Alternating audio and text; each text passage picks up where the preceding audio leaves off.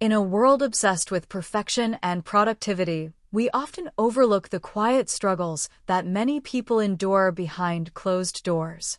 Obsessive-Compulsive Disorder, or OCD, is one such struggle. It's not just about being neat, tidy, or particular. It's a deeply distressing condition that can take over a person's life.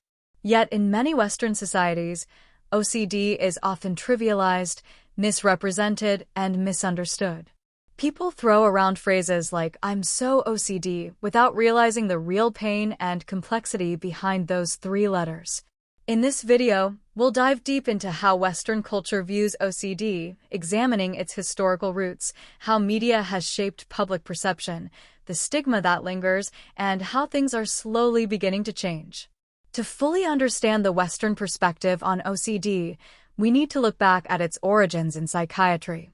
During the 19th and early 20th centuries, OCD wasn't even considered a distinct disorder. It was often classified as a form of neurosis or even a moral failing. In early psychiatric literature, people who experienced obsessive thoughts or compulsive behaviors were seen as overly scrupulous or morally conflicted. Sigmund Freud, the father of psychoanalysis, believed that OCD stemmed from unconscious conflicts, internal battles between repressed urges and the ego's attempts to control them. He viewed compulsions as symbolic expressions of repressed guilt or anxiety, deeply rooted in childhood trauma or family dynamics. This psychoanalytic view dominated Western thinking for decades. However, as psychiatry evolved, especially in the late 20th century, so did our understanding of OCD. Scientists such as Dr. Louis Wolpe, Dr. Judith Rappaport, and Dr. Fred Penzel contributed significantly to the identification and treatment of OCD as a distinct mental illness. In the 1980s and 1990s, OCD began to be recognized as a neurobiological disorder involving disruptions in brain circuits, particularly those related to serotonin regulation. Today, OCD is clinically defined by persistent, unwanted obsessions and repetitive, ritualistic behaviors, compulsions, intended to reduce anxiety. Despite this progress in the medical field, public understanding has not kept up. In Western culture, the clinical realities of OCD are often overshadowed by simplified and misleading stereotypes. Popular Western media, television, films, and online content has played a major role in shaping public perceptions of OCD. Unfortunately, these portrayals often distort the disorder, turning it into a caricature or punchline. Many fictional characters are labeled OCD simply because they like things tidy or symmetrical. Take Monica Geller from Friends, for instance. She's known for being obsessively clean and organized, but her behavior is played for laughs rather than as a sign of mental illness. Similarly, Sheldon Cooper in The Big Bang Theory displays compulsive behaviors and rigid routines, though he's never formally identified as having OCD. These characters reinforce the idea that OCD is about being quirky or fussy, when in reality, it's far more distressing and debilitating. The true experience of OCD often involves terrifying intrusive thoughts, fears of harming others, sexual obsessions, or a paralyzing need for certainty about moral issues. These forms of OCD, sometimes called purely obsessional OCD, are almost never portrayed in mainstream media. As a result, people living with these forms of OCD may feel isolated, misunderstood, or ashamed of their symptoms. These inaccurate media portrayals perpetuate a culture where people feel comfortable misusing the term OCD in casual conversation, while those suffering from the disorder remain unseen and invalidated. In many parts of the Western world, stigma surrounding mental illness remains deeply rooted. Although mental health awareness campaigns have made some progress, disorders like OCD are still widely misunderstood.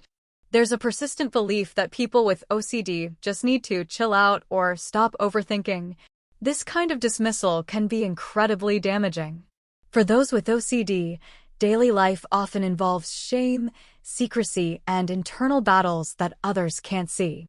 They may go to great lengths to hide their compulsions or suppress their obsessions.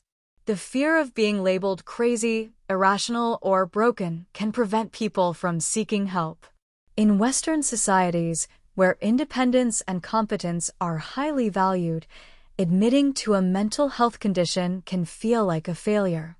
Even well-meaning friends or family may minimize the struggle by saying things like, "Oh, I have a little OCD too. I hate when my desk is messy." These comments, while often innocent, reinforce the idea that OCD is trivial. But for someone with clinical OCD, the condition can be relentless and all-consuming. One defining feature of Western culture is its strong emphasis on individualism, the idea that people are responsible for solving their own problems and achieving personal success. This mindset can be both empowering and alienating for those with mental health challenges. On the one hand, individualism encourages people to seek therapy, take control of their mental health, and pursue personal growth. On the other hand, it also fuels a belief that people should be able to pull themselves together without outside help. For someone with OCD, this can create intense pressure to appear normal, suppress symptoms, and avoid burdening others. Western societies often praise productivity, resilience, and self-discipline. But OCD can make everyday tasks feel impossible. When someone feels like they're falling behind or not functioning at full capacity because of their disorder, it can erode their self-esteem and worsen their symptoms. They may start to believe that they're inherently flawed, simply because they can't meet cultural expectations of self-sufficiency. Despite these cultural challenges, Western countries have also been at the forefront of developing effective treatments for OCD. Cognitive behavioral therapy, CBT, particularly a method called exposure and response prevention, ERP, is widely regarded as the gold standard in OCD treatment. These therapies help individuals confront their fears and resist the urge to perform compulsions, gradually rewiring the brain's response to anxiety. In addition to therapy, advances in technology have opened new doors for OCD treatment. Mobile apps like NCD, OCD Coach, and MindShift offer guided exercises, symptom trackers, and access to trained therapists. These tools are making mental health support more accessible, especially for people living in rural areas or those who feel too ashamed to seek help in person. Organizations such as the International OCD Foundation, IOCDF, are also making a difference by providing education, supporting research, and advocating for those affected by OCD. Campaigns like #RealOCD aim to dismantle harmful stereotypes and highlight the true range of OCD experiences, beyond just cleanliness or checking. There's growing momentum in the West to shift the narrative around OCD. Thanks to social media, more people are sharing their personal stories, challenging misconceptions, and building communities of support.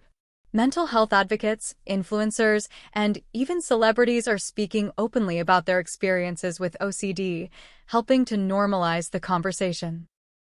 Public figures like David Beckham and Kendrick Lamar have revealed their struggles with OCD, providing visibility and validation to those who may feel alone. Podcasts, blogs, and YouTube channels dedicated to mental health are educating broader audiences about the realities of living with OCD. While the stigma hasn't vanished, it's slowly being replaced with empathy and understanding. Younger generations, in particular, are more likely to seek therapy, talk about mental health openly, and question old taboos. This cultural shift offers real hope, not just for those with OCD, but for all of us striving for a world that honors mental health with the same seriousness as physical health. OCD is not a personality quirk. It's not something to laugh about or casually label yourself with. It's a real, often painful condition that affects millions of people in the Western world and beyond. But with greater awareness, better education, and compassionate communities, we can move toward a culture that truly supports mental health. Let's continue to challenge stereotypes, speak honestly, and listen with open hearts. Because understanding OCD is not just about mental illness, it's about human dignity, empathy, and the power of connection. Disclaimer. This video is intended for educational purposes only and does not replace professional medical advice. If you or someone you know is struggling with OCD or any mental health concern, please seek help from a qualified mental health provider.